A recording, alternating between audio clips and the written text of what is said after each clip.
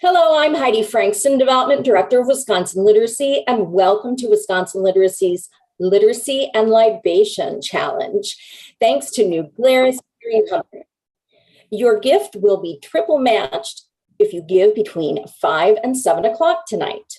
And we're so deeply grateful to have the New Glarus Brewery folks here, and I am going to hand this over right now to Michelle, who'll tell you a little bit about Wisconsin Literacy and introduce our guests.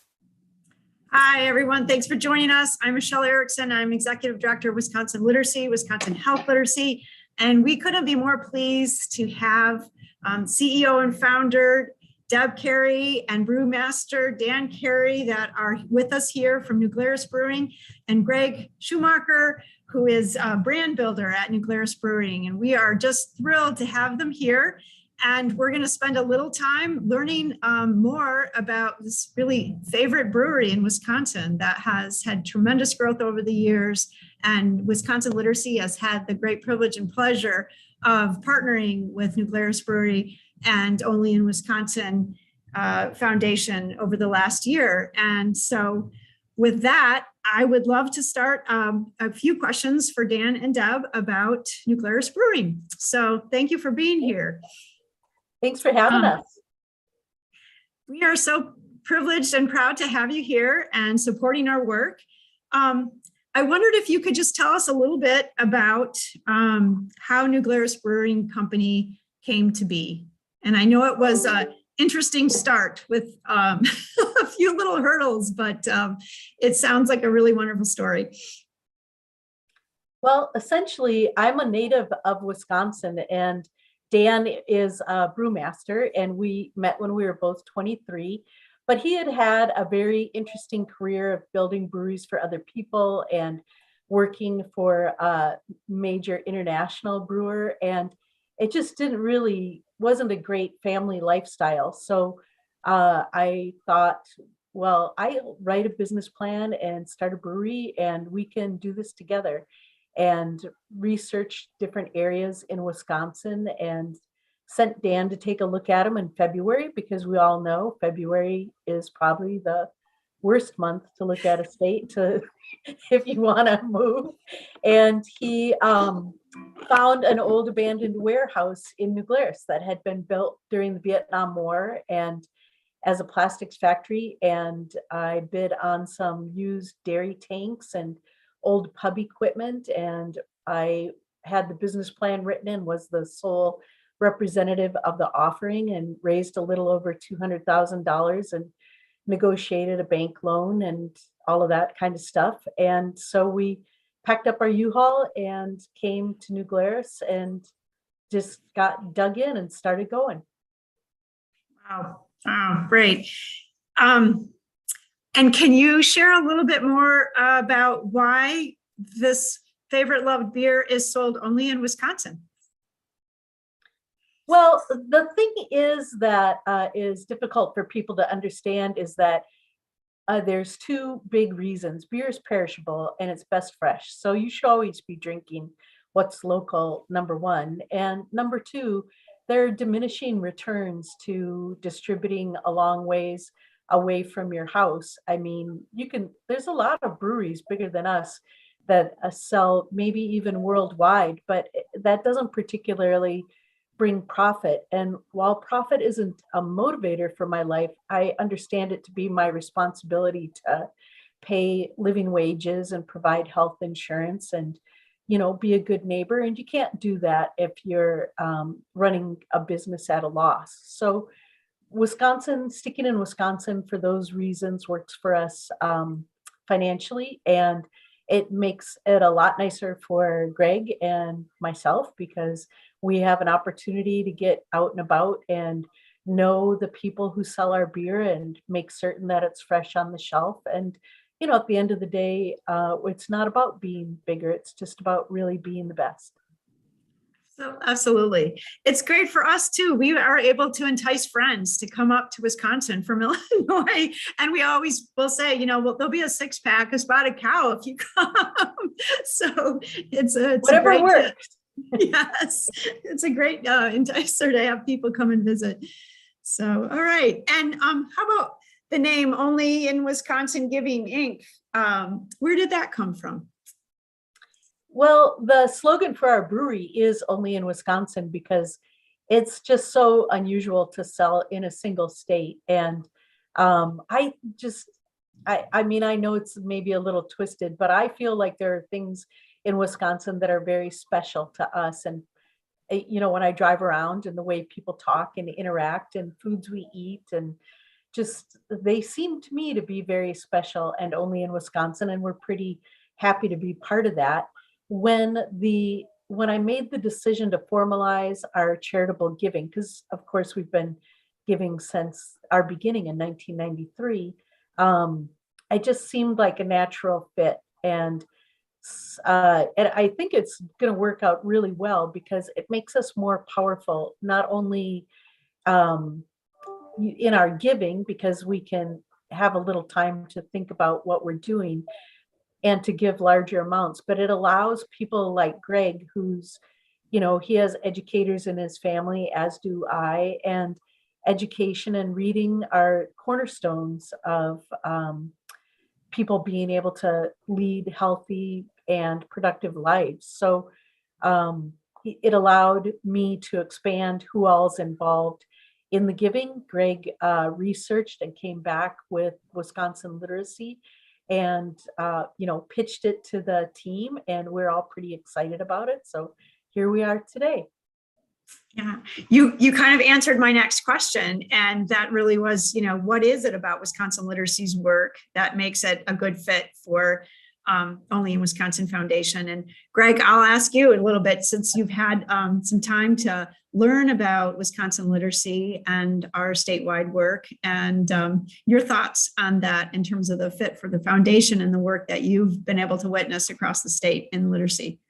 Yeah, absolutely. So one of the things that drew me to working for New Glarus, I sold their beer through the distribution network for a number of years, and when they were looking to hire additional personnel, I threw my hat in the ring, hoping that I would end up on the side of the coin that I did, and I was super excited. But part of the reason it was so exciting for me to get in those doors is the business that Dan and Deb have always done and what they've always cared about. And some of the driving factors for our business that don't necessarily affect our beer are kind of education, healthcare, providing living wages, just making sure it's a place that everybody can live and work. So when the foundation got started, we kind of had 4 guiding principles, and one of those big pieces was education. So the foundation kind of talked about it, and we decided that a building block of education is starting with literacy, for sure, which is how we kind of came down the path of you all. So that was the first and foremost. But one of the other big avenues was obviously Only in Wisconsin Giving. We're only here in the state. We wanted to work with somebody statewide. New Glarus is about a half hour south of Madison, which is great, but there's a lot of awesome organizations in Green Bay, Eau Claire, Milwaukee, all over this awesome state that we wanted to be a part of as well, because they drink our beer just as much as our neighbors do. So we want to make sure we took care of them. So you guys being statewide was a huge factor. So I think there's a number of fun things that teamed in, and then you guys are branching off into a little bit of a health literacy as well. And healthcare is another huge principle for our foundation. So touches a bunch of different bases all at once, and it's been a great partnership so far. Great, thank you. And just the last question, do you have any particular hopes or visions for the foundation as you look down the road that you would like to see that grow into? Maybe Greg should go ahead and answer that. Well, for me, I feel like our charitable giving is the cornerstone of the brewery. Really, our goal has always been to take care of the people around us. And through the years of giving, it becomes more and more clear that there are great areas of need. And I mean, our hope is always that we can change our corner of the world for the better and leave things better than we found them. And it wouldn't surprise me if in 20 or 30 years, Only in Wisconsin Giving is as powerful and well-known as the brewery, or maybe more so. And it will be because of everybody working together, not only Greg, but the other members of the committee all coming with their best ideas and working with people like yourselves that are really at the forefront of the effort to create positive change in our community. Oh, that would be awesome, wouldn't it? Yeah. To have that foundation, have that notoriety, because I know your beer certainly does. So that's exciting. Doesn't have to be well known, just has to be doing good work. Absolutely. Absolutely. Well, we're That really was one proud. of the things that resounded with me. Sorry to jump in. Right when we started, Deb and Dan have always been very generous to people all around the state. And it was one of those things where they made the comparison of throwing a bunch of pebbles into a pond. You know, you make a bunch of different splashes, which is great and helpful. But if you can kind of pull some of those pebbles together and throw it into a pond, you make a much bigger, more impactful splash. And that was really the idea behind the foundation, is to make sure that we had some partners in the state that we could make big splashes and impact and really help our neighbors out. So that was something that I don't remember who said it, but it was something I still take to heart every day when working with the foundation. So, Yeah. Well, you know, literacy is one of those fundamental attributes of a proper, healthy society. Of course, people need to be safe and have health care and feel fulfilled, but fundamental to that is literacy, education. And without an educated society, we don't have a democracy. And I feel very strongly about that. And I think your work is extremely important. Oh, thank you, Dan, for that. Yeah, and I will just say that impact that Greg talked about has really been felt at Wisconsin Literacy, and we feel fortunate to be able to share it with our members in the work that we're able to do because of the support that we receive, and to share and see it play out at the local level. Some of the things that you're giving supports. We do a lot of professional development to those 70 literacy agencies across the state. And a lot of that is around work readiness skills for people to be able to access jobs and find jobs and develop the skills they need to obtain those jobs. And as you know, you mentioned too, we've branched out a lot and grown tremendously in the health area. We're doing a lot of virtual and in person now, hopefully a little more, health literacy workshops out in the community, where we're helping caregivers of patients with, personal home caregivers of patients with Alzheimer's or early dementia, understand how health literacy can help them, take care of their loved ones. We're doing workshops around diabetes, understanding pain medicines and opioids. And also recently we're developing health literacy workshops in communities of color around coping strategies. And so all these things have been really important, and a lot of times accessing that information in a way that's not easy to understand makes it inaccessible. So we're happy to be doing that work. And then another thing that as a result of the pandemic is we've really worked hard on digital literacy skills, and your support particularly has helped us do that, where we're in a position to use funding to help build capacity in our local programs to use Zoom accounts and understand how to use those to teach class or to meet with their board of directors, or and to have hotspots, for more rural areas, or laptops for the students to take on loan and learn. So a lot of free educational materials go out to those local programs, which then get shared with their adult learners. So it makes a huge difference in how they're able to access education and move forward. So we're really grateful. And one of our agencies that's doing just a tremendous job is right in your backyard, the Greene County Literacy Council and Monroe. And they're a very beloved agency, and among Wisconsin literacy staff, we've been invited to their amazing potlucks and community gatherings. And it's always such a fun event. So we're going to have to get a little taste of their work in the community, and then through a video. And really a proud moment for us is when an adult learner in our programs rises to become a tutor. That's really kind of like an absolutely high standard when someone can learn and then give that back to someone else.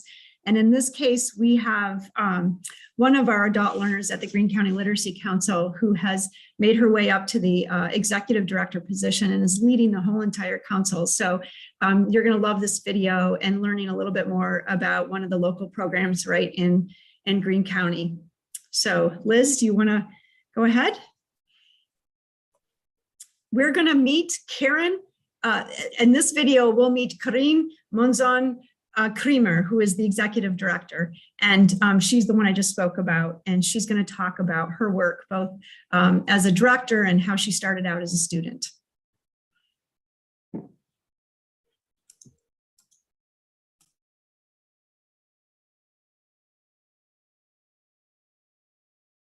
Welcome. Thank you so much for joining us today, Karen Monzon Creamer, the Executive Director from Literacy Council of Greene County. Thank you for sharing your story with us. Thank you very much for having me today with you. And my name is Karen Monzon Creamer. I am from Guatemala, and I came to the United States in December of 2002. In August of 2006, I moved to Monroe with the help of my friend Emma Noriega. She was the person who told me about the English classes offered by the Literacy Council of Greene County. I was in the ESL program for about 3 years. And as a learner, I participated in giving presentations on the organization's impact to help raise funds. I attended potluck dinners and volunteered for the council's Loaves and Fishes dinner. In August of 2019, I became a U.S. citizen thanks to the support of my tutor, Lindsay Highland, the Rickers family, my family, and the Frenner family. In June of 2020, with the support of my friend Ellen Hosman, I started working as the executive director of the council. So you can tell me a little bit about the work of the Literacy Council does in Greene County. I actually had the pleasure of attending one of those celebration potlucks, and I love the warmth and just camaraderie of the community there. So just tell me a little bit about the Literacy Council and what it does in the community. What makes it special? Okay, so thanks to our volunteers, tutors, board of directors, supporters, and investors, we can offer one-on-one tutoring sessions at no cost to any adult wishing to improve their English language skills.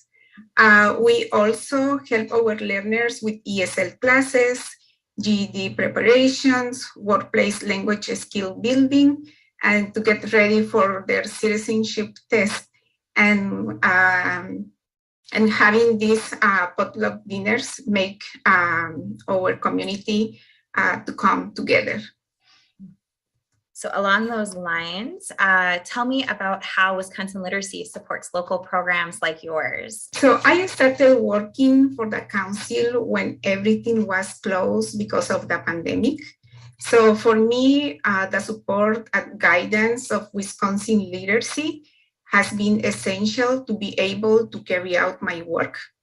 And through their only workshops, I was able to develop the confidence and framework needed to lead our organization through difficult times as we shifted to online learning. Wisconsin Literacy has also supported us with resources to form relevant study materials for our learners and has been the key into connecting our organization with other agencies facing similar challenges. So it's been very important for us to learn from other people. Beth, do you want to say a few words about your work with the literacy councils and your work as a regional literacy consultant? So working with Literacy Council of Greene County is always a pleasure. Like you mentioned earlier, Liz, it's just this feeling that you get when you go to their activities, their community engagement activities and the agents or the events that they do to support and thank tutors and learners. There's a very strong sense of community and welcoming and acceptance, and it's just a really positive, motivating atmosphere. So I very, very much enjoy working with Literacy Council of Greene County. I would say, yes, that, the support, obviously, as the entire world, we've had to, switch gears and change the way we work these past couple years. And so we've found that many agencies really needed help with just ideas and technology and materials to get on board with virtual learning. And one of the best ways agencies learned to manage virtual learning, the ups and the downs and the challenges, is to learn from each other. So like Greene mentioned, we facilitated times where agencies could get together, could network virtually, could share similar challenges and then share their solutions. And that's been really, really important for many agencies. One thing that I've noticed about some of our agencies, and Literacy Council of Greene County definitely falls into this category, is just their ability to switch gears and serve learners, serve adults in the way that they really need in the moment. So a lot of their focus, during the pandemic has really been on their adult learners as people. So just checking in and making sure they're doing okay, making sure their families are doing okay. Do they need anything? I was just really heartened to see the volunteers' support of learners and their families outside of education right now, when everybody's just facing challenges they didn't anticipate. So I would say also just, agencies have been learning about new materials, technology, and new ways they can connect learners and tutors safely and virtually sometimes, and just we're just doing what we can to help every community. Every community is so different and so unique, and just helping them do their best work in a time of a lot of unknowns. Exactly. Thank you so much, Beth. Is there anything else you'd like to add?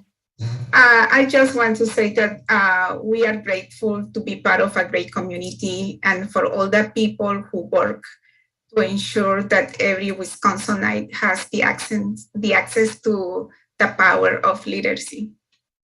Definitely. Yeah. Thank you so much for everything you do to help us to move forward. Thank you so much.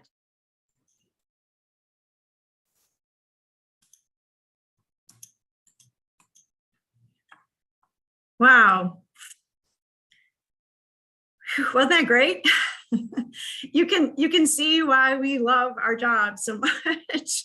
So they are doing amazing work in Greene County, and that's just one of 69 other agencies across the state that are really working in their community to make a difference. So we're really grateful for Greene, Beth's work on our team, and also to Dan and Deb and Greg. Thank you so much for allowing us the privilege to do this work in communities across Wisconsin. So, and thank you for spending time with us tonight too, to share a little bit more about the brewery and the work of the foundation. We're going to transition now into a little bit more beer fun. And Heidi, you want to lead us into that? This is the moment I've been waiting for. So this evening, Greg is going to share with us, I think 5 of the wonderful beers produced by New Glarus Brewing Company. And Greg, do you want to get started? What we'll do is, how about you tell us what the beer is and how the name came to be, and there's several other people, you can't see them, they're off screen, who are with us somewhere in internet land. And we'll do a little tasting, and maybe you can tell us what makes this beer special. So yeah, absolutely. So when we talked about doing a tasting, the easiest way for us to kind of think about it was talk a little bit about our sampler pack, which looks a little bit like this. So most of them in the state come, well, actually all of them in the state come with 4 beers in them currently. However, depending on which store you're at, what day of the week you bought it, which day of the week the truck showed up, there might be anywhere from the 4 to 5 different brands in there. So we'll talk about 3 of our core brands that you see every day, all year round, which are Cow, Moonman, and Two Women. And then the rotational beer in that sampler pack could either be Cabin Fever or Coffee Stout. So we'll talk about all 5 of them tonight. And if you're interested in going to pick them up at any of your local grocery stores or liquor stores in the state, they should all have at least 3 of them, if not all 5 of them. And if you have the sampler pack, you should have at least 4 of the 5 we talked about tonight. So hopefully that gives everybody a chance to have a little bit of everything. But of course, we'll start with the classic Spotted Cow. I'm assuming most people have had it, but if you haven't, it's definitely one to go check out. So this is definitely the beer that we are most known for now. But we'll talk a little bit about how we got to this point when we talk about the name. So the first thing you should do when you drink a beer or sample a beer is pour it into a glass whenever you have the chance to do so. So I'm fortunate enough to have a handful of them here. So I figure I'll use our signature pint that Deb created for at least the first one.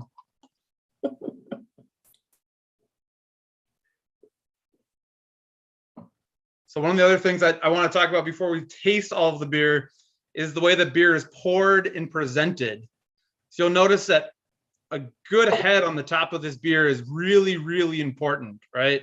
Everyone wants to see a nice, frothy, white, rich foam on top of their beer. It does all sorts of things for the beer, but it also does a whole lot for the carbonation inside the beer, which is very beneficial as well. So something to always note when you order a beer, even though it's not filled to the brim, almost overflowing, so the server has to walk very carefully, this is the way that you want that beer to be poured and to look. One of the big things about beer, why we pour it into a glass, is the color of it is absolutely awesome. I give Dan a ton of credit. Every beer he makes is absolutely beautiful, and it smells wonderful as well. So the reason you dump it into a glass is so that you can see it and that you can smell it. If you made the absolute most amazing 5-course meal and ate it with a nose clip on your nose, it probably wouldn't be nearly as good as the 5-course meals it could be. That's the same for beer. So we want you to smell all of those awesome smells and aromas and taste profiles that you're going to have throughout that beer. So we'll go back to why it's called Spotted Cow, right? Very bizarre, unique name for a beer. The story goes that Dan and Deb got nominated for an award back in the early 90s for a fruit beer that we do called Wisconsin Belgium Red. That award ceremony was over in Ireland. So they decided, you know what, they hadn't been on a vacation, even though they well deserved it. So they took a little bit of break from work, which in the early 90s was very rare for them to do. So they did. They stepped away for a few days and got to travel and go over to Ireland. They got to travel the countryside a little bit, and Deb was just kind of chuckling at the fact that she would see sheep all over, just sheep on the side of the road. They were everywhere. And that got her thinking, you know, I wonder if people think the same thing when they come to Wisconsin. They just see these spotted cows everywhere. You drive around the corner and there's just all these cows, and the light bulb went off that she needed to have a beer called Spotted Cow. So she challenged Dan to come up with a beer that would be fitting for that name. So one of the other partners that we're working with here in the state is Old World Wisconsin as part of the foundation. And ironically enough, that story has a loop back to them as well. They were actually showing their daughters around Old World Wisconsin when Dan decided, you know what, that sounds like a classic name for a beer. We should find a beer style that people would have brewed back in their own homes back in the day to have beer at their house. So it would be an old farmhouse, kind of whatever you could find in the local backyard and ingredients that you could find close to home and make a beer. So that's where our Wisconsin farmhouse ale Spotted Cow came from. We had the name before the beer, and the beer came and matched the name almost perfectly. And basically the rest is history. The beer has continued to grow and grow and grow and expand on itself. And every year when we think we made about as much as we can possibly make, somehow the next year there's just a little bit more sold every year. It's pretty incredible. That number just continues to go up, and the stories and the excitement behind the brands continue to grow and grow and grow. And it's always fun. Even before I worked for the brewery, I would travel and As soon as you said Wisconsin, they said cheese curds, spotted cow, and pretty much almost always that order, which is pretty impressive. So I'm assuming most of you are already taking a sip, which you should have, but we'll talk a little bit about what the beer taste profiles could be and should be, and some of the things that you can look for.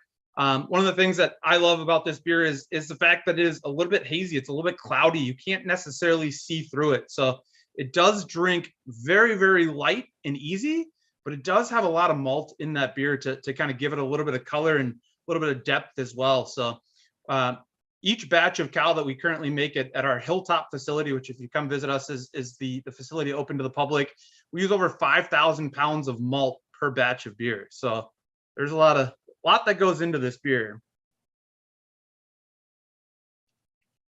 So once you drink it and sip on it, you get all sorts of different taste profiles that kind of come through, and very much like that cloudy appearance that you see, that's from the malt. So you get a lot of this kind of bready, sweet body to the beer. That's all coming from the yeast. We do use hops in the beer as well. They're not the highlighting factor. We'll talk about some highlighting factor hops in Moon Man a little bit later.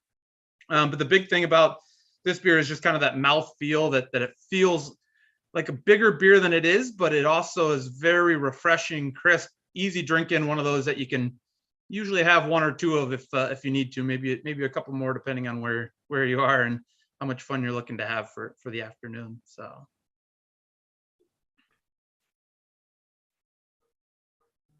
I was saying earlier that my dad, he's from Louisiana. I'm from Louisiana, and he loves this beer. So whenever he come visit me, I always made sure that we had spotted cow for him. So great beer. We totally love it. One of my favorite signs I've seen for beer leaving the state in Wisconsin is inside the Milwaukee airport a couple years back. They actually have cleared it that you can buy spotted cow cans as your carry-on luggage. So you can actually check or carry on a 12-pack of beer. And one of our distributor partners made a sign that while pigs can't fly, cows can. I thought that was quite creative.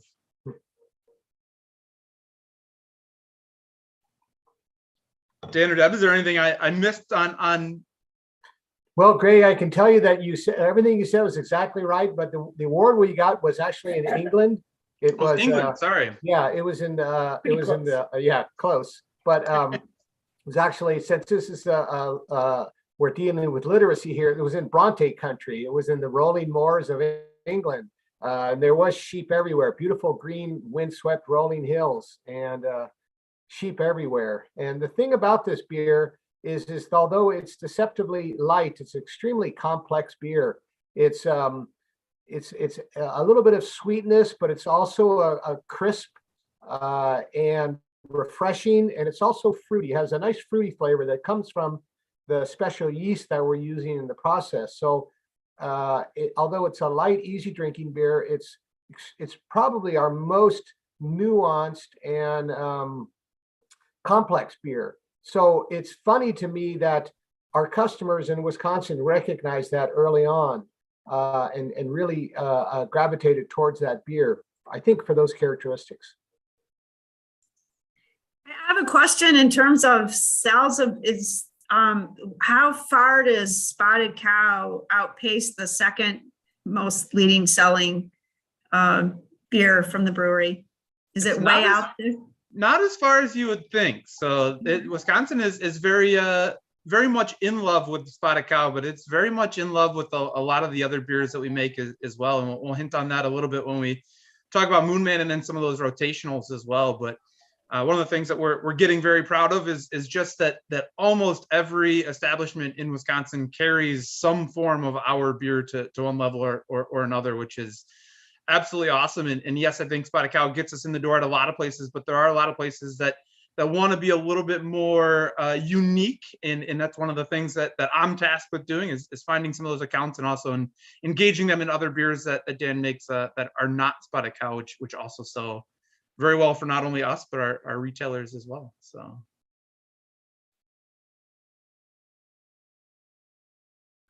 the beer that we were talking about as well that won the award, most people probably don't know that the beer that really put New Glarus on the beer scene was Wisconsin Belgium Red. Not one of the beers that we have in our sampler pack today, but one that is all over all of our retailers statewide for sure. It is actually a fruited beer using nothing but Door County cherries for the fruit. So you get absolutely awesome fruit esters. To me, it's like cherry pie in a glass, but we made a fruit lambic style beer, and Dan was the first brewmaster that has made a beer of that style to not live in Belgium and be nominated for that award and win that award. So it was absolutely huge that Wisconsin Belgium Red is the beer that put New Glarus and Dan on the map for being a brewer. And then that beer was what turned in the idea and creatives for Spotted Cow. So it really kind of came full circle to talk back about why Cow is such a impressive beer. Good job, Greg. Well, should we move on to the sampling of number 2? But by the time this is over, I think I'm going to have to get a smaller sample glass. Pace yourself. Yeah, plenty of fun to be had. But... Yeah, it's a marathon. It's a marathon, not a sprint. Right, you have children's stories to read tonight. Wait, I want to double check. Is it Moon Man next? Moon Man is next. Yep. Right on. That is Andy and my favorite. By the way, this is my husband, Andy, who's waving his hand. Hi, Andy. And he was like, yes, please sign me up for a beer tasting. Oh, so Andy's the model. He's the one who's doing the pouring. He is. He's the hand model for us tonight.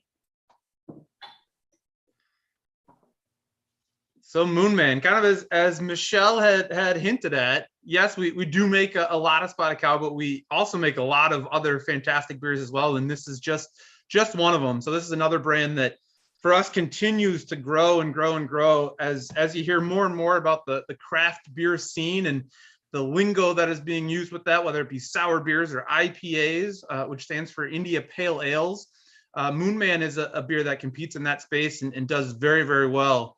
If Moon Man was its own brewery, it would be the 4th largest craft brewery in the state of Wisconsin alone. So there's a lot of brewers out there that wish they could sell as much beer as Moon Man does, which we are very fortunate to have in our repertoire. And one of the fun things that you'll see kind of probbing at some of those things, when IPAs or India Pale Ale started to really hit the scene, there was a big battle versus East versus West. So you saw a lot of IPAs from the East Coast, and they tended to be really malty, but have a really big backbone of hops that make the beer bitter on the back end. At the same time, the West Coast was doing basically the exact opposite. They were doing basically nothing but hops, which made the beer just overwhelmingly bitter and really a unique taste profile that has really taken over the craft world. So one of the things that you'll see on ours is we call it a no-coast pale ale. So we're kind of saying, yeah, okay, we see both coasts. You guys can do your thing, but we do something a little bit different, and it works out very, very well for us as well. So one of the other things that you'll see that jumps right off at you, a lot of New Glarus beers have animal names or animal themes to them, and this one is no different. So you do see that there is a paw print on our Moon Man label. And the story goes behind that one of the guys that was helping Dan develop this recipe had adopted a cat, and his cat's name was Moon Man. So every day he came in telling about a brand new story of the shenanigans that Moon Man got into the night before, and we decided that was a very fitting name for the beer that would become our No Coast Pale Ale. The paw print is actually Moon Man's paw. So Jarrett would come to work and tell stories about his tomcat Moon Man, and he'd always finish his story by saying, boy, that Moon Man is a cool cat. And Deb asked him if it was okay if she could name a beer after this cat, and she gave a paper plate, a Dixie plate to Jarrett. He went home with some paint and put the Moon Man Non-toxic paint. Well, go on and tell the story.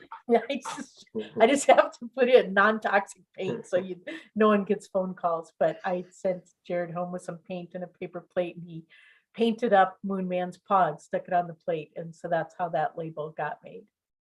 So the thumbprint on the top of the crown, that's Deb's thumbprint, and the paw print is Moon Man. That's Deb's thumbprint there in the state of Wisconsin, and the label is the Tomcat Moon Man. Yeah, so we'll talk quickly about some of the taste profiles on this one. It sounds like most people on the Zoom call here have all had it before. If not, it's always a good refresher to come back to. But one of my favorite things about this beer, again, is that color. So dumping it into a glass to kind of see it is actually a little bit lighter, a little bit more see-through than Spotted Cow. But it still does have a very good color to it, almost like a kind of the orange sunset-like glow to the beer when you're looking at it, which is absolutely beautiful. Most of those hop forward beers are all about kind of that hop fruity essence, and Moon Man is no different. So it's not so much on the bitter side of things as some of the other IPAs that it might be competing with, or people might be also familiar with, but you get all sorts of citra, grapefruit, kind of fruity floral aromas, and a lot of those you get both via smell or kind of when you're swallowing the beer as well, which I think is absolutely awesome and dynamic. So a little bit of a bigger body, but easy drinker as well. Very similar to Spotted Cow in that sense. It was If Spotted Cow is a yeast forward beer, it's a yeast nuanced beer. That fruity flavor, that apricot and peach flavor that you taste in Spotted Cow comes from the yeast. This is a hop forward beer. So there's lots of what are called dry hopping, means that the hops are added late to the process to preserve the aroma.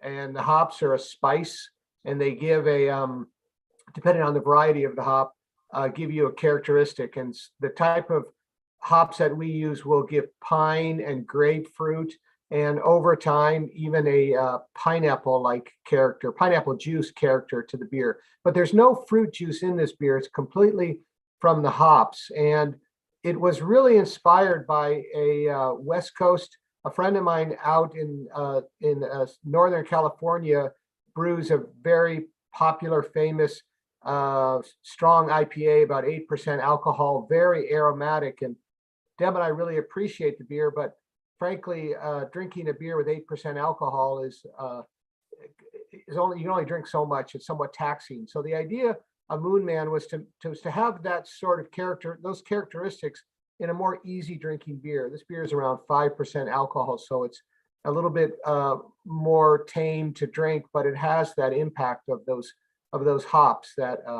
people really appreciate. And the other thing is it's fermented in the bottle, so the carbonation, the bubbles come from a fermentation that occurs in the bottle, same as what you'd find with champagne. So all of our beers are naturally carbonated, and many of them, like this beer, are actually fermented, conditioned in the bottle for a third fermentation. So it's a complex process.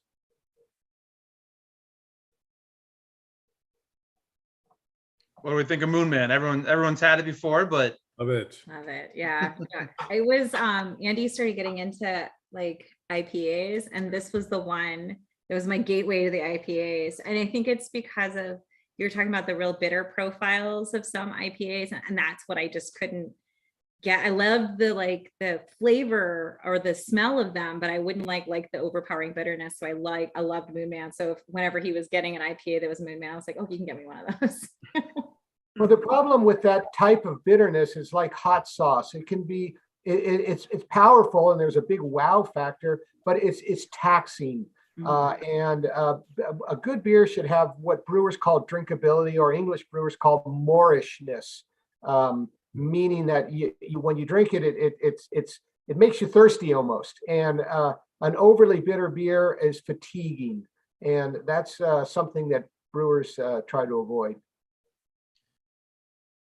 There was a very interesting kind of race to the top when IPAs were really hitting the craft beer scene. So the human palate can taste up to what they call 100 IBUs. IBUs is the International Bittering Unit. So oftentimes on really those big hop forward, kind of bitter in the back of the throat beers, that they really brag about how many IBUs you have. And I've seen beers that brag all the way up to the 1,000 mark, which is physically impossible to actually taste. So it's one of those things where for a long time it was kind of considered a badge of honor to see how extreme you could push it. But to Dan's point, it was one of those things where you generally opened a bottle, and by a third of the way through, you were looking for something that you really actually enjoyed, and not something that was just pounding your face with bitterness. So this is a really, really good balance. I know a lot of craft beer drinkers that will go buy a 4-pack of something new every week and a 12-pack of Moon Man, because they know by the time they're done with their 4-pack, they're going to want something that they really know and can have a few of. So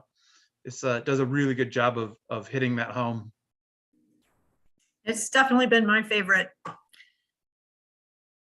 Thank you. There's something to me about how Moon Man goes down as well. I always make this joke, and if I didn't know Dan and Deb personally and know how quality driven they were, I think I would probably accuse them every once in a while of shorting some of those Moon Man cans, because when you're at a Brewers game and you're having a few before you're ready to go in, it's 2 or 3 sips, and it's like, there's no way I just drank 12 ounces of that beer that quickly. But I promise you, there's always 12 ounces in every one of those. They don't leave half fill. I promise you. That's a sign of a good beer. A brewer is always happy when you're to the end of the glass and you're sad, as opposed to being halfway through and say, oh my God, I have so much more work to do. Really, those are the kind of things we think about.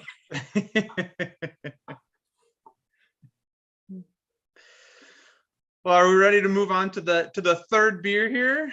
I'll hand this one over to Deb to explain kind of where the story and thought process behind this came from. But the next beer we'll sample here is our Two Women. I'm going to give it to Dan because this really is his baby. I drew the label, but the concept and the beer, of course, are from him. So as you, it's probably evident that the brewing industry is mainly a male-dominated business, but the malt that we use in this beer comes from a malt house, a very successful malt house in Bamberg, Germany, that's run by the president of the company is Sabine Weiermann. And Sabine is a very, very capable business person and very successful and talented maltster. And she makes, in part, makes the malt for this beer. And then, of course, Deb is a kindred spirit of hers. She's a successful founder and owner of a brewery, hence the Two Women. So the beer is named in honor of the two women, but ironically, it's actually three women because the hops, and Deb refuses to change the name. It's not happening. But it's actually three women. So the Sabine Weiermann makes the malt, Deb runs the brewery, and Gail Goshi in the Willamette Valley of Oregon grows the hops for us. And they're all three successful leaders, business leaders in their own industries, and all three of them make the raw materials or have worked together to create this beer. So it's two women, but it's really three women. Cheers. This is my favorite beer. I just love a really good lager. And the thing is, they're so rare.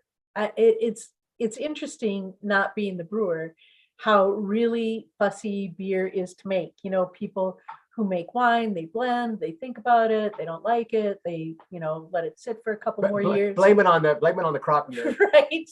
But beer is like instant. So I'm an artist and I think it's like watercolor. Like you do it, you put it down, it's either right or it's not. You don't really get a lot of second chances. And lager beers are aged for a very long time.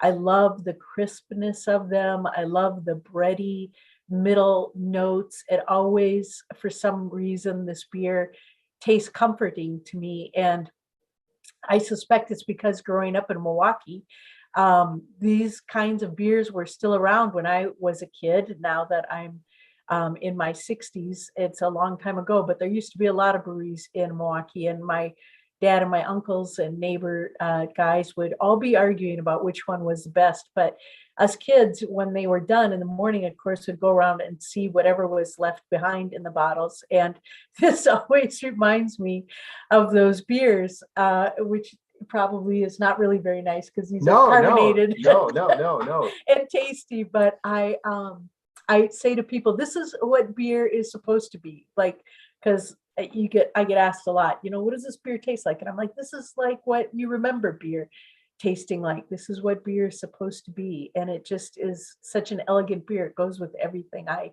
really love it. Yeah, I again, the color behind this is it is a light, easy drinking lager, which are very hard to make, but it does have a lot of malt backbone to this, and I think it makes it a very balanced beer. And I too, it's one of my go-tos. And anytime I'm done cutting the grass or raking leaves and kind of feel like you you need that beer before you can go back inside, I almost always grab a Two Women, just because it feels like it hits exactly where it should. So. Well, Greg, you picked your first three good beers as a good tutorial on the impacts of raw materials. As I said, Spotted Cow, that is yeast driven to create the fruity flavor. Moon Man is hop driven to create that fruit, pine, grapefruit flavor. Two Women is malt forward. And so what you're getting is the characteristics of the maltiness, what brewers call a malty character, made from barley malt. And this maltiness is it's somewhat sweet. It has maybe a marshmallow or a grape-like character to it, and all three of them are very, very different.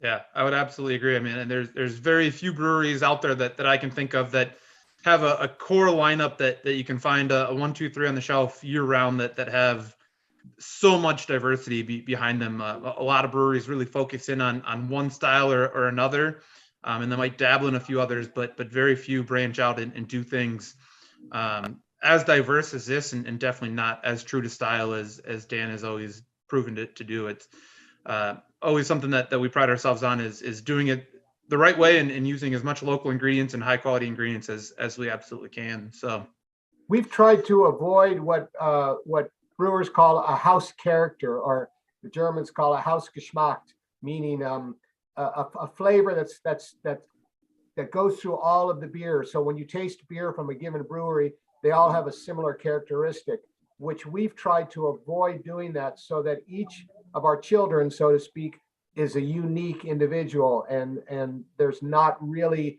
a house character, which I think means that there's a vive la différence, I guess. I really like the malt flavor on this one. I tend to be drawn to more malt flavor, which is why the IPAs were so difficult for me. Yeah. But yeah, I like that on this. It still has that drinkability though. Like it doesn't feel like it's going to overwhelm you, or you're going to be not able to keep drinking, I guess, the beer. But yeah, I like it a lot. It's milder when you sip. Yeah. Yes. Well, shall we move on to beer number 4 here? So as you can see in our lineup of beers, this one looks a little bit different than the others, and that was a little bit intentional. So whenever you buy the sampler pack that would carry all 4 of these that we're talking about, you will get all 4 bottles. But one of the things that I wanted to really highlight was that we do cans as well, and cans have been a really big driving force for us the last handful of years here. So this is one of our core seasonals. We do 4 brands in cans basically year round. So the 3 that we just drank, we had Cow, Moon Man, and Two Women. You'll find those in cans all year, every day at most of your retailers here in the state. And then we have a rotational can as well, which would be right now Cabin Fever. So we have a few more weeks here of the Cabin Fever season. And then we'll probably be moving into our Totally Naked, which will be our summer seasonal. So that can and that package does change, but it's one of the things that we like to highlight. Obviously in this awesome state with boating and camping and hiking and all these places where glass really has no good home, we prefer to put it in a vessel that makes a little bit more convenient sense. So we still ask the same thing. Just because we put it in a can doesn't mean that it looks any less pretty than anything in a bottle. So we still love you to dump it into a glass when you're drinking, but we get it if you're sitting at American Family Field or Lambeau and you need to have a few before a big game. It's okay to drink it out of the can or the bottle if you have to. So one of the other things that we really do pride ourselves on is we try and claim to be Wisconsin's brewery and do everything we can to support our neighbors, not only through the foundation, but through our business practices as well. So all of our cans are currently being made in Janesville. All of our bottles are made in Burlington. All of our cardboard and labels, every label on every bottle is made in Menasha. So just about every single thing that touches our beer is Wisconsin made or Wisconsin sourced as best as possible. So something that Dan and Deb did a number of years ago, and in perfect hindsight made probably not as much business sense then as it does now, with everything going through the roof and shipping and everything else. It really panned out to be a great long-term decision, but we want to support our neighbors, and we know just as much that the people making bottles are drinking beer as well, and we're hoping that they're drinking ours, and if we can support them and they support us right back, that we'll be in a good spot for a very long time to come. So that was a great explanation of our packaging philosophy, Greg, because you're right. Everything does get made in Wisconsin. Labels come from La Crosse, boxes come from the Fox Valley. But I should point out the people of Burlington will be very unhappy to hear that they're supposed to show up and make cans in Janesville. did I say that backwards? A little bit, but that's okay. So what we have here is our cabin fever. So our current seasonal, obviously the name for this one seems to kind of be a little bit self-explanatory, but this is always our kind of midwinter seasonal beer that usually comes out in that January-ish time frame, and just about that time of the year, especially in this lovely state we're in. A lot of people end up staying in a little bit more often than they would in the warm weather months. So cabin fever seemed to be a very fitting name for this beer. So what we call this is a Wisconsin style honey Bock. So a lot going on. It's a German style beer, but we add some honey kind of to the back end to sweeten the beer up just a little bit. And I'll let Dane kind of explain how that process works. Yeah, the honey is actually comes from Greene County. It's wildflower honey, and yes, this is a pale Bock beer. People think that a Bock beer has to be dark, and most Bock beers are dark, but there are pale or blonde Bock beers are very common. The Bock beer has more to do with the strength. It's stronger than a standard beer. And this really is, although it is a Germanic style beer, it's really inspired by the Wisconsin tradition of spring Bock beers. And Bock beers are strong beers. They are definitely not the material that's collected at the bottom of a vat at the end of the brewing season, as the old story goes. That's not true at all. It's but this is also, like Two Women, a malt forward beer. The difference between this beer and Two Women is it's a much bigger beer, higher in alcohol. It's more or less maybe a little over 6% alcohol versus 5% with Two Women. And then the other thing is this one is made with 100% Midwestern malt. The malt comes from Shakopee, Minnesota, and Manitowoc, Wisconsin. And whereas Two Women, a lot of that malt comes from Germany and the Czech Republic. So they're both malt forward beers, but when you taste Two Women versus Cabin Fever, you taste the difference between American malt and German malt. And the German malt is a little bit fuller in flavor. The American malt, maybe you might say, is a little bit more crisp. A brewer's term would be faster. It's a little bit faster. And hopefully that you understand that when you drink the two beers side by side, a little bit more crisp, less filling. Andy was sharing to me that it warms you up. I'm sorry? This beer warms you up. Yes. Yeah, that's the higher strength, definitely. And also the presence of the honey too. I like that. Me too. Perfectly named for cabin fever. Yeah. It's that time of year. Yeah, so one of the things that you will notice about a lot of our beers, actually all of our beers for that fact, is that we generally do not put ABVs on the package themselves. And we have a few reasonings behind that, but kind of the first and foremost is we want people to judge the beer for what that beer really is. There'll be a lot of people that look at that number, whether it be high or low, and have an immediate kind of feeling behind what that should say or what that beer should drink like. So not having it on there does really allow people to judge the beer based on the taste and the profiles and what they think of it rather than a number. There's a lot of information that breweries can give about beer, and all of them, though very interesting facts, aren't always the whole picture. We had talked about IBUs before, about international bittering units. A lot of people are very proud of that number as well, but to me, that only shows you really half of the picture. If a lot of the beers that we do have a huge malt backbone, there's a lot of hops in them to help balance some of that malt. It might actually have a higher IBU than you'd think, but that's not what the beer is all about. So sometimes showing an IBU or an ABV doesn't exactly give you the picture that you might think of when you want to drink that beer. So we like people to have a very open mind and be less and more impressionable, I guess, by what they're drinking versus what they might be seeing on a label or stat sheet.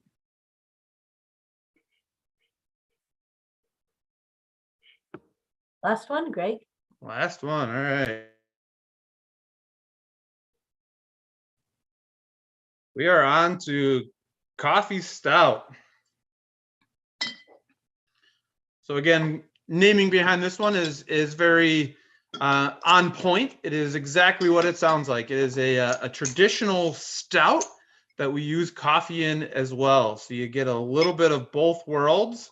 This is going to be by far the darkest beer that we've drank today. It's definitely one of the darker beers that you'll see from us in a 6-pack, but I mean, that's almost completely not see-through. There's a little bit of light that travels through, but it is quite dark. One of the things that I really like about this beer is it is a really, really good balance between both dark malts and coffee. There's a lot of people that did coffee beers a handful of years ago. I would say probably about 5 or 6 years. It was really the thing to do, is to make coffee beers. And a lot of people made them using all sorts of different styles, but a lot of them to me were very either coffee or stout and not a little bit of both. And to me, this really touches on both of those aspects very well. I've been told that we were the first brewery to use coffee in a stout, although I'm not 100% convinced that's true, but we certainly were one of the first. I think this beer came out in probably 1994. Yeah. And it's been something that we mostly make nearly every year. It's, as you say, it's of course it's a sweet stout with a touch of cold extracted coffee added to it, and not a lot of coffee, so there's not a lot of caffeine in it. But the idea was to make a beer that had almost that taste of coffee with cream in it. Isn't it from Just Coffee? Yes, it's organic coffee from Just Coffee that we use. We partner with them in Madison. Yeah, we partner with them to supply us with the coffee. They do a great job.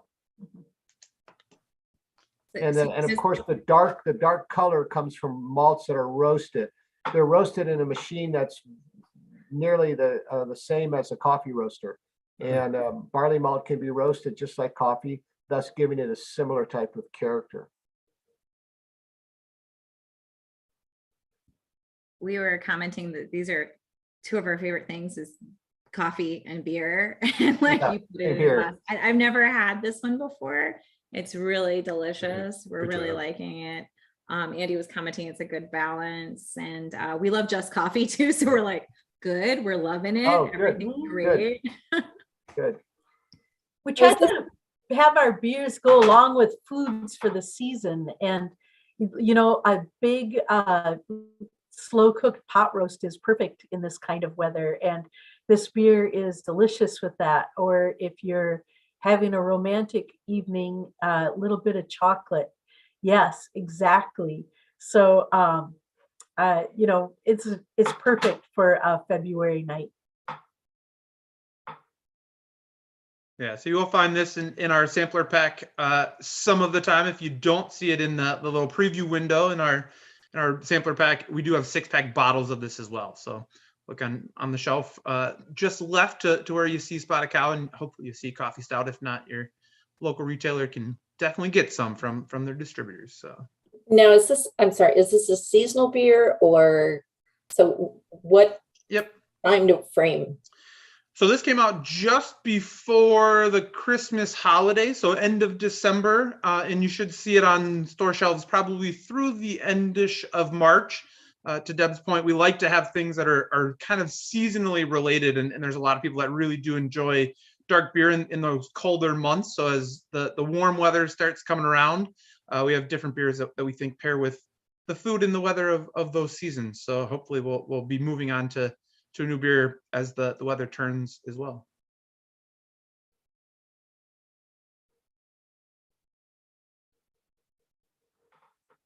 Our summer beer that we make that comes out in the summer, our seasonal beer is called Totally Naked. And Totally Naked is a pale American style lager beer. Very simple. It's just simple, pale American malt, very easy drinking beer. And the name Totally Naked simply refers to the style of beer being very simple, and it's analogous to standing on a stage and singing a cappella. There's nothing to hide behind. When you make a big, strong beer as a brewer, if you make mistakes, they can be hidden through the high impact of the high volume of the flavors in the beer. But very light, easy drinking, simple beer, there's nothing to hide behind. And if you make a mistake as a brewer, meaning if there's an off flavor, it's much more evident. It's not hidden, and thus it's a beer that's totally naked, totally exposed. So it's a very difficult beer to brew, and that's where the name comes from.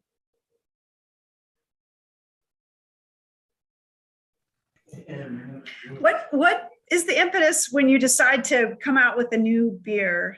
I mean, seasons come to mind, obviously, but do you anticipate others down the road, or is that something you only decide until you know for sure it's coming out? Well, we've made more than 200 different beers, and they're all very different. And it is a lot of conversation, looking to see what's going on in the marketplace. There might be, new ideas are happening with food or other breweries. They might be things that Dan just is dying to make. Like the whole center of our brewery is dedicated to wheat beers, which is a little unusual. And he makes some really outstanding, the Bubbler and Dancing Man. And he did a hoppy wheat beer before anybody else. And so he likes playing with flavors and ideas. And then, we roll them out and see how they go. What's the reception? And if people really love it, they have a tendency to come back. But we're limited within the brewery to making about 16 or 20 different beers in a year. And partially those are production issues, partially those are distribution issues, and partially retailers only have so much shelf space. So as much as I would like them, and people will say to me, why don't you have so-and-so bar carry this and such beer? And it's like, I'm not in charge of these people. Are all independent businesses, and they make their own decisions. So if you want something from our brewery and you don't see it in a grocery store or your favorite restaurant, ask for it, because they appreciate your input just as much as we do. And the big thing we do is usually about July, we put a beer vote on our website, and people literally vote for what beers they want. They make suggestions about beers, and the beginning of August, we sit down as a group and think of what we want to make and see what people are asking for. And that's how the beer, it's very scientific. That's how it happens. And really in the end, it's not our decision what is successful and what isn't, because as you probably have noticed, we do zero advertising, and all of our beers are more or less the same price. So we don't choose. The reason why Spotted Cow is our #1 seller is there's no hidden agenda. We simply bottle the beer and put it out into the world, and whatever sells through, we make more of. And so it's very, very democratic. The customer is king or queen, and they tell us what they want, and that's what we brew. So we really like your triple. Yes. Just letting you know. Oh, well, thank you. That's, It's- I think that's tasting really good this year. I'm really happy with how that turned Yeah. out. We found some really good orange peels this year, and I think we're really excited that that hint of orange character is really, really nice. It's always funny to me to be out in the market and run into consumers on all sorts of levels, and they're always so passionate about which one of our beers was their favorite and why we haven't done it. It's so funny to hear the diverse answers you get. You'd expect you might hear the same 3 or 4 over and over again, and it's it's a beer maybe we did last year and didn't do this year, or maybe it's a beer we haven't done in 10 or 15 years, and they remember it like it's their youngest son's birthday, and it's like, oh my gosh, how do you like? I barely remember what I had for dinner yesterday, and you remember every aspect of this beer you had 15 years ago. It's absolutely incredible, but it really is. The fan vote is awesome to see, and we do take that very seriously and enjoy hearing what other people have had and would like to see more of. And So we're also on YouTube, and there have been some comments just all positive about, thanking New Glarus and, that Spotted Cow is a favorite of one of our staff members, Debbie, all the way out in California, and she misses it. That Will said he loved the balance of the stout, and Marcia said that I think I found some new favorites. So thank you, New Glarus. I just wanted to call out to those comments. They're gonna hear it like way later and go, that's weird, but there's a delay of like a minute between comments, this and comments. So I just really wanted to point those out, and there's appreciation on YouTube as well. Thanks. Thanks. Thank you.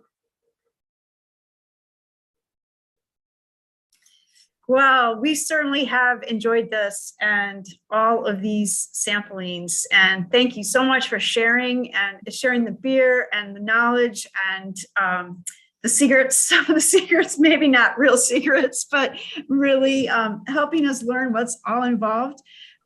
It's so much involved in making a beer. It was really educational and really fun to learn about.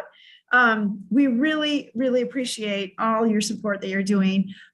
For those out there in the audience, also New Glarus has provided us with some awesome swag that we're going to be raffling off. So any of you, look at these socks, aren't they awesome? Any of you that give during the 5 to 7 hour, you have a chance at winning some really cool, this would match this t-shirt I have on. It's a really nice hoodie and all kinds of stuff. So give during these few hours before 7, and donations during that time will be raffled off in a chance to win some of this wonderful New Glarus swag. So you can look right when you're drinking right. Thank you guys so much. This has been really a treat. Obviously, we're big fans. Thank you so Thanks much. for coming, Andy. Thanks for help. Thanks for being the supermodel, Andy. And just for the viewers out there, Michelle, you may have just said this. One more reminder that until 7 o'clock tonight, any gift of up to $1,700 will be triple matched by New Glarus Brewing Company. We are $255 to goal, so that's pretty awesome. Pretty Yay, close. wow, good job. Yeah. Good job, people. We all told our friends to come and watch and give. The thing is this is an investment. It's not you. If you're giving money, you are investing. Yeah. You're investing in the future that will pay you dividends as That a is citizen right. of our state. Yeah. That is right. So There's no better way to put that, Dan, than what you just Yeah. said. Can we It's quote a investment in your community and investment in the people around you and those throughout our state that once they're able to obtain literacy skills and workforce skills and digital skills and health literacy skills makes a difference in how they live their lives, a huge difference in how they live their lives if you just think one moment of what that's like without any of those skills. So it is truly an investment in the people around you and your community. And we hope you all will continue to make that investment. It's a win-win for all of us. So Thank you guys so much for your investment in Wisconsin literacy, and cheers. Cheers. Thanks. Take care. Yep, thank you. Thanks for Bye-bye. having us. Good Thanks, job, Greg. Greg. Bye, Liz. Joining us. Bye. Bye-bye. Good job, Greg. Right.